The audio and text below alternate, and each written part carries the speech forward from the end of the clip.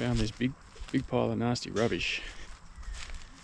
Yeah, a lot of people get pretty disgusted at the sight of this, and I am too. I try not to judge people too badly. Like, I dare say that the reason this has happened is not because somebody's just gone and dumped this rubbish here, although that does happen. Could have been, you know, good Samaritans or whatever doing a clean-up like I'm about to do, but they forgot to, or they arranged for someone to come and pick it up and someone didn't, and so then it got spread by animals.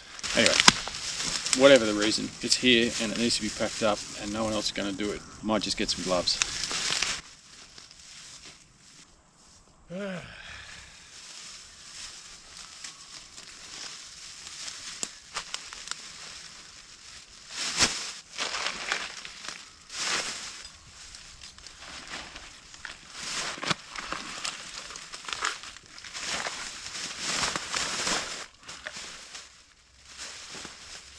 In this selfish age of self-consciousness, perhaps the path to self-improvement is selflessness.